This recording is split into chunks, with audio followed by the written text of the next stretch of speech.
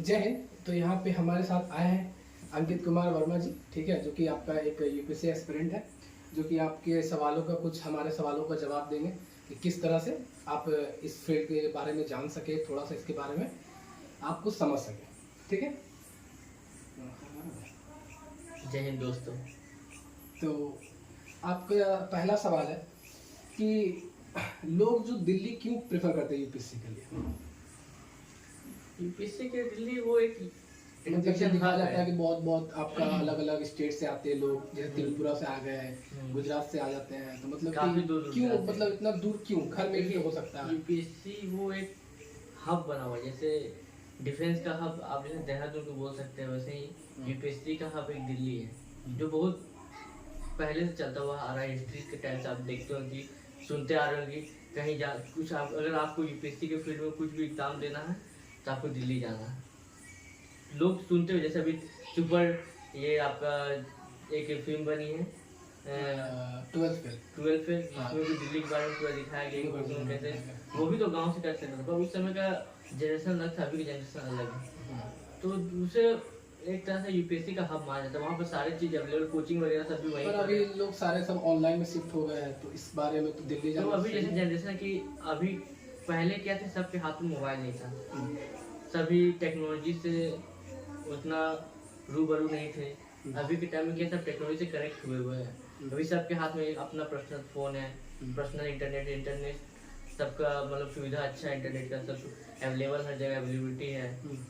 आप घर से भी रह के अच्छे इंटरनेट, अगर आपके पास इंटरनेट का सुविधा है तो आप घर से भी रह के भी अच्छा से यूट्यूब में भी मतलब आजकल दिल्ली बोल जाना सकते आपको जरूरी नहीं है। नहीं, बिल्कुल नहीं जरूरी है, पर मतलब कि जिनका ऐसा- जैसे बेस नहीं है, जिस किसी का बेस एकदम कमजोर है, जो टेक्नोलॉजी के मामले में पीछे है थोड़े, वो जिनका जो ज्यादा देर स्क्रीन के सामने बैठ नहीं सकते हैं, वो लोग के लिए थोड़ा होता है। पर मेरे हिसाब से मैं तो बहुत टीचर तो पीडीएफ प्रोवाइड करते हैं कि आपको पीडीएफ से पढ़ना है या प्रिंट आउट। ठीक है, बहुत कोई का क्या होता है कि बहुत कोई बुक से पढ़ने में अच्छा, तो बहुत कोई पीडीएफ से पढ़ने में अच्छा, सबका अपना अपना पर्सपेक्टिव होता है। तो बुक से पढ़ने ज़्यादा सुटेबल है, आपको ज़्यादा कुछ समझ में आता है। पीडीएफ में आप ज़्यादा स्क्रीन को देख नहीं सकते हैं। किसी के पास अगर मोबाइल है या स्मार्टफोन जो छोटा स्क्रीन, तो उसमें आपको थोड़ा ज़्यादा अपना आँख को देना पड़ेगा। तो इस फील्ड में इतना भीड़ क्यों है? ये यूपीएससी फील्ड फील्ड में, एक सीएससी फील्ड में डाइवर्स स्कोप देता है आपको, अलग एकदम। आपका कोई भी अगर आप लाइफ में अगर मान लीजिए अभी 20% में है, तो इस लाइफ को आपको 90% तक पहुंचा देगा। एग्जैक्टली एक एग्जाम आपका पूरा लाइफ एकदम चेंज कर सकता है। आप अगर आज झोपड़ी पे, तो कल आपको वो एक बंगलो तक पहुंचा, बंगलो दे सकता है, अच्छा लाइफ दे सकता है, एक अच्छा फ्यूचर दे सकता है आपको। तो आप दिल्ली में रहे आप इतना साल, तो मतलब कि आपका क्या मंथली का खर्चा वगैरह आता था?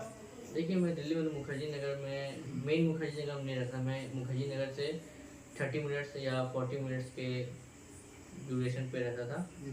तो मेरा तो मैं संत नगर में रहता था, उधर आपका फ्लैट का जो रेट है वो थोड़ा कंपेरेटिवली मेन मुखर्जी नगर से वो कम पड़ता है। मेन मुखर्जी नगर क्या रेट? मेन मुखर्जी नगर में आपको अगर 1 BHK अगर आप फ्लैट लेना जाओगे सिंगल रूम, तो आपको 10,000 सिर्फ रूम का या 8,000 सिर्फ रूम का पड़ जाएगा। खाना वाला उसमें? खाना उसमें सिर्फ रहने का एक छोटा सा कमरा, जिसमें सिर्फ आपका एक चौकी लगा हुआ रहेगा, बस वही, और एक टेबल आप लगा सकते हैं बस। खाना पीना आपको खुद से बनाना पड़ेगा या बाहर टिफिन सर्विस देना पड़ेगा। टिफिन में कितना खर्चा टिफिन होता है? सर्विस आपको 3,000 रुपये पड़ेगा, 2,500 से 3,000 रुपये मंथली। कितना? 3 टाइम खाना? 2 टाइम खाना, 2 टाइम का खाना, 2 टाइम में 3,000? 3,000 रुपये कॉस्टली। आपको अगर पूरा मंथली का इनकम, अगर आप कोई खाना कैसा रहता टिफिन का? घर का खाना जैसा तो नहीं रहेगा, मतलब कि थोड़ा सा मैं मेरा जो पर्सनल, आपने टिफिन किया था? नहीं, मेरा जो पर्सनल व्यू आपको बताना चाहूँगा, खुद से बनाइए, पर हाँ उसमें टाइम जाता है। पर अगर आप बोलते बर्तन हो जाता है, हाँ, पर अगर आप लोग 2 जन हैं या 3 जन एक साथ रहते हैं, तो आप लोग अपने में काम बांट कर टाइम मैनेज कर सकते हैं अपना, क्योंकि घर का खाना सबसे ज़्यादा हेल्दी रहेगा बाहर के खाने से।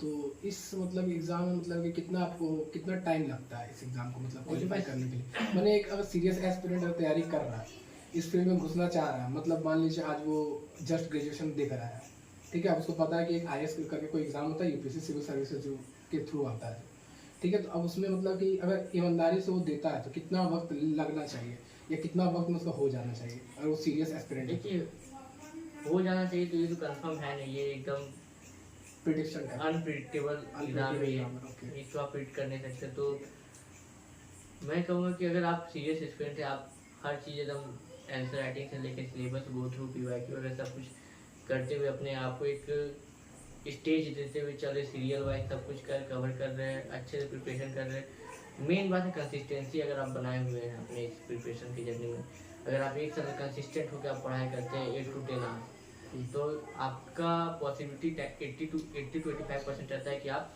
क्रैक कर लेंगे। बाकी कुछ लक मैटर्स भी करता है, पर ज़्यादा वर्क आपका हार्ड वर्क मैटर करता है। अच्छी बात है। तो इसके लिए आप कहो, आप कब गए थे दिल्ली? मैं 2023 में गया था। आपने कोचिंग वगैरह लिया था? मैंने कोचिंग का एक अलग है आपका, मतलब कि आप मेरे कोचिंग में आओ, मैं आपको ऐसा बना दूंगा। देखिए वहाँ पर ऐसा बहुत कुछ होता है कि आपको टॉपर्स गाइडेंस, आप कहीं भी कोचिंग, कहीं भी बड़े से बड़े कोचिंग, छोटे से छोटे कोचिंग में मिलेगी तो आपको वही बोले कि आइए मेरे, हमारे पास फैकल्टी बहुत अच्छा है। और ये भी देखना होगा, जो देखा गया आपको ऐसा मैनिपुलेट किया जाएगा कि आप मेरे ही सिलेबस, मेरे ही पढ़ाने से आप बन जाएंगे, पर जब आप रियलिटी में उतरेंगे, उस कोचिंग में जाएंगे, तो आपको उसके बाद रियलिटी पता चलेगा कि नहीं, ये एकदम डिफर है एकदम। क्लासेस हो रही है, कभी नहीं हो रही है, कभी कुछ कम हो रही है, कोई क्लासेस स्किप कर दी जा रही है, कहीं सिलेबस ही कंप्लीट, कहीं सिलेबस ही 2 साल तक जा रहा है आपका। तो कोचिंग के मामले में ना पड़े, खुद पे प्रिपेयर करें जहाँ जितना हो सकता है। यूट्यूब का मदद ले, यूट्यूब में भी बहुत सारा कंटेंट ऐसा है कि आपको अधिकतर मदद कर ही देगा वो। हाँ, बाकी ऑप्शनल में आप थोड़ा ऑनलाइन कोचिंग ले सकते हैं, जो बहुत सारी ऐसा प्लेटफॉर्म है जो अच्छा कोचिंग प्रोवाइड करते हैं आपको कम दाम में। पर दिल्ली में क्या होता है कि यही जो चीज़ ऑनलाइन में आपको, देखिए रेट तो फिक्स नहीं है, पर जो चीज़ ऑनलाइन में आपको 10-20 हज़ार तक में मिल जाती है, वो चीज़ आपको दिल्ली में सिर्फ ऑप्शनल का 1-2 पेपर के लिए आपको 60-65-70 हज़ार रुपये देना पड़ जाएंगे ऑफलाइन जाऊंगा। अगर ऑफलाइन जाएंगे तो चीज़ वही है, कंटेंट वही है, पढ़ाया वही जाएगा, बस आपको पढ़ना है, उसमें आपको जाना ही पड़ेगा। हाँ, उसमें आपको जाना ही पड़ेगा, वहाँ अपना पूरा रूटीन को आपको फॉलो करना पड़ेगा। अगर किसी दिन क्लास छूट गई तो आपको रिकॉर्डेड वीडियो भी नहीं मिला, फिर उसके लिए आपको वो लोग से मांगना पड़ता है रिकॉर्ड। बहुत जगह ऐसा होता है कि रिकॉर्डेड वीडियो मांगना पड़ता है, आप बहुत को दे भी देते हैं, पर मेरा कहना है कि आप ऑनलाइन ही घर से बैठ के पढ़े, वो ज़्यादा घर का खाना खाइए अच्छे से अपना कोई लाइब्रेरी ज्वाइन करिए, सबसे अच्छा कोई लाइब्रेरी ज्वाइन करिए। लाइब्रेरी का अलग एक दिल्ली में पिछले वाला, दिल्ली में क्या होता है कि बेसमेंट में जो बना था लाइब्रेरी, हाँ बहुत है कोचिंग का, जो कोचिंग वाले अपनी लाइब्रेरी देते हैं, ऊपर में क्लास चलते, नीचे में बेसमेंट में वो लाइब्रेरी खोल देते हैं। वो भी पैसे का एक स्रोत है कि हाँ कुछ कहीं खाली नहीं रखना है मुझे। वहाँ बच्चों का सेफ्टी लगता है मुझे कि बच्चों को तो भेड़ बकरी के साथ ठूस दिया जाता है कि आइए पढ़िए, जहाँ पढ़ना 50 साल का बुक दिया आपको, मतलब भटकाया जाता है कि ये पढ़िए, ये भी पढ़िए, वो तो आपको मन में आप कहीं स्टेबल नहीं रहेंगे। आप, मैं कहूँगा एक ही रिसोर्स पकड़िए, एक ही रिसोर्स के थ्रू गो थ्रू कीजिए सब, और रिवाइज टाइम टू टाइम करते हैं, तो आपको भी एक कॉन्फिडेंस आएगा अंदर से, नहीं मैं प्रिपरेशन अच्छा। आप 50 बुक पढ़ेंगे, रिवीजन कर नहीं पाएंगे, तो आपके अंदर भी एक डर रहेगा कि होगा नहीं होगा, एक कॉन्फिडेंस नहीं आ पाएगा। मेंटरशिप होता है कि आपको बताया जाता है कि आपको कैसे पढ़ना है, क्या छोड़ना है। मेन इस तैयारी में पढ़ने से ज़्यादा क्या छोड़ना आपको पता होता है, क्या क्या छोड़ना। पढ़ते तो सब कोई आप भी पढ़ते हैं, हम भी पढ़ते हैं, मतलब कि आपके लिए बेसिकली मेंटरशिप आपको एक गाइड करेगा कि देखिए ये पढ़ना है, इतना पढ़ना है, इस रिसोर्स से पढ़ना है। पर बहुत कोई बिना मेंटरशिप के भी निकाल लेते हैं। यूट्यूब में भी बहुत सारा गाइडेंस, ऐसा नहीं, फ्री इनिशिएटिव बहुत चलते हैं यूट्यूब में भी, आप उसको भी फॉलो कर सकते हैं। ठीक, तो यहाँ पे मतलब कि आपका सबसे टाइम का बताएंगे कितना मतलब टाइम लगेगा? देखिए पहले तो अगर आप सिलेबस को पूरी अच्छी तरह समझ चुके हैं, ये क्या है सिलेबस में, कि यूपीएससी पहली बात क्या मांग रहा है आपसे, आपको सिलेबस एकदम गो थ्रू होना चाहिए कि हाँ ये सब सिलेबस में मुझे ये सब पढ़ना। आपका रिसोर्स एकदम कॉन्फिडेंस वाला होना चाहिए कि हाँ मुझे इसी रिसोर्स से एकदम पढ़ना है, मुझे रिसोर्स चेंज नहीं करना है, इसी रिसोर्स को रिवाइज करना है टाइम टू टाइम। तो आपको 1 ईयर में, 1.5 ईयर में आप एक अच्छा लेवल पे आ जाएंगे कि आप एग्ज़ाम देने लायक हो सके। 90% आपको कॉन्फिडेंस बिल्डअप हो जाएगा।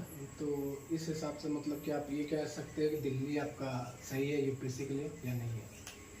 आप अपना ये बता सकते हर हैं? अपना जैसे होता है हर चीज़ अगर- पर्सनल पॉइंट ऑफ व्यू होता है। हाँ। जैसे मैं भी दिल्ली में रहा हूँ तो मेरे लिए मुझे उतना कुछ खास नहीं लगा दिल्ली में रह के तैयारी करना, क्योंकि वहाँ पर क्या होता है कि आपको अपना हर कुछ शेड्यूल को मैनेज करना पड़ेगा। आपको अगर आप खुद से खाना बना के अब अगर वहाँ तैयारी कर रहे हैं खुद से खाना बना के, तो आपको उसमें भी टाइम देना पड़ेगा। कुछ टाइम आपको अपने हेल्थ रूटीन के लिए निकालना पड़ेगा कि आपका है कुछ क्लीन के लिए, क्लीनिनेस के लिए भी, जैसे आप कपड़ा धोना, नहाना, कि हर हफ्ते में एक दिन तो आप कपड़ा धोएंगे ही अच्छे से, तो उस सब में भी टाइम जाता है। अगर आप वहाँ पर किसी के साथ रह रहे हैं तो वहाँ थोड़ा आपको मार्केटिंग करना, उस सब में भी टाइम जाता है। आप खाना बनाना मार्केटिंग करेंगे ही आप, तो उस सब में भी टाइम चला ही जाता है। आप कुछ फ्रेंड सर्कल भी बन जाएंगे वहाँ। अगर मेन होता है फ्रेंड सर्कल आपका कैसा है, पढ़ने वाला है, क्योंकि वहाँ पर देखिए मैं अगर सच बताऊँ तो वहाँ पर गलत संगत के लिए भी बहुत लोग है कि आपको वहाँ जाने से आपको गलत संगत वाले ज़्यादा मिलेंगे, पढ़ने वाले कम मिलेंगे। अभी के जनरेशन में ऐसा हो रहा है, कहीं भी जाएंगे तो आपको अपने मन मुताबिक आपको तो हो नहीं सकता। कुछ लोग आपको खराब मिले, कुछ लोग अच्छे मिलेंगे।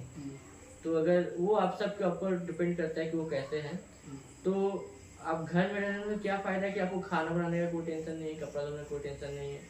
आप अपना आराम से कोई लाइब्रेरी ज्वाइन कीजिए, अपना पढ़िए, घर वाले खाइए, अपना आपको पढ़ने का ज़्यादा टाइम मिलेगा। और वहाँ आपको पढ़ने के लिए टाइम निकालना पड़ेगा। समझ रहे मेरी बात को? आपको वहाँ पढ़ने के लिए टाइम निकालना पड़ेगा, और यहाँ आपको पढ़ने के लिए टाइम बहुत मिलेगा घर से अगर आप प्रिपेयर करें तो। ये तो बहुत ऐसे होते हैं जो क्या होम अपनी सेल्फ स्टडी करके क्रैक करते हैं।